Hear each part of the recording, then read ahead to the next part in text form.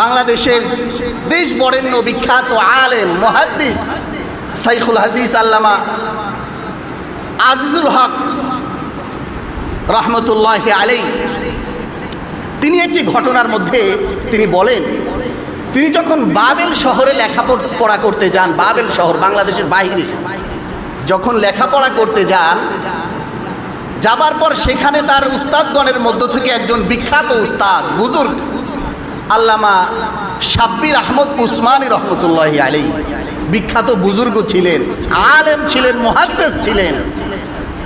এই উস্তাদ শাব্বির আহমদ তিনি সাপে কাটা রোগীদের চিকিৎসা করতেন, সাপে কাটা রোগীদের চিকিৎসা করতেন, অর্থাৎ তিনি পানি পড়ে দিতেন, সেই পানি পড়া খেয়ে সাপে কাটা রোগী ভালো হয়ে যেত।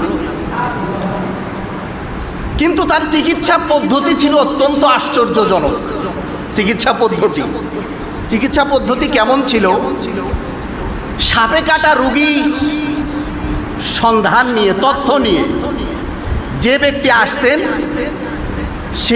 আল্লামা শিব্বির আহমদ উসমানী রহমতুল্লাহ আলাইহি পানি পড়া ওই ব্যক্তিকে খাওয়াতেন যে সংবাদ নিয়ে আসছে, কথা ভালোভাবে বুঝেন, যে সংবাদ নিয়ে আসছে পানি পড়া তাকে খাওয়াতো।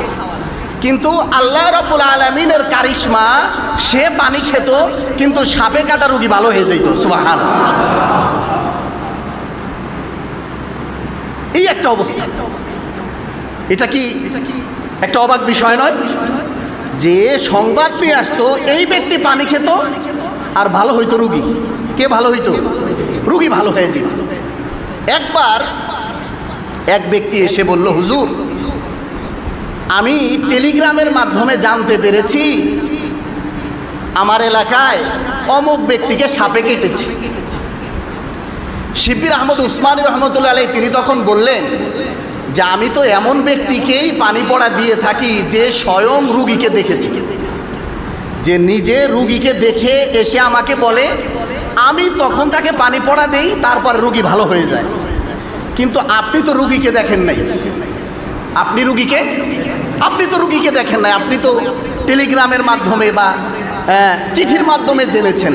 তবে হ্যাঁ, আমি পানি পড়া দিচ্ছি, আল্লাহ যদি চায় তাহলে রোগী ভালো হতে পারে, ভালো হবে আল্লাহ যদি চায়, যেহেতু আপনি দেখেন নাই। শিব্বির আহমদ উসমানী রহমতুল্লাহি আলাইহি তিনি পানি পড়া দিলেন।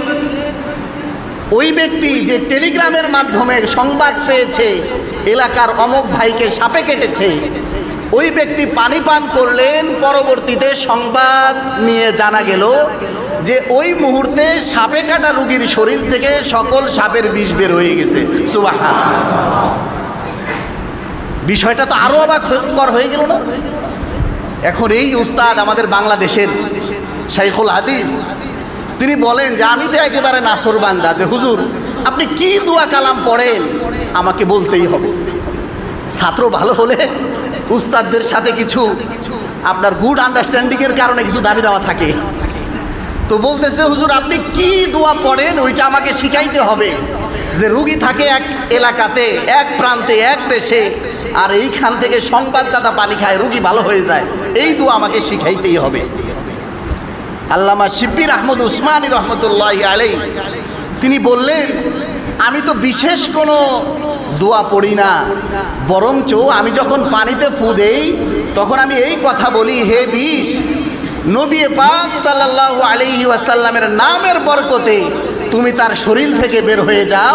এটা বলে ফু দেই, পানি খায়, সঙ্গে সঙ্গে সাপের বিষ রোগীর শরীর থেকে বের হয়ে যায়। সুবহানাল্লাহ।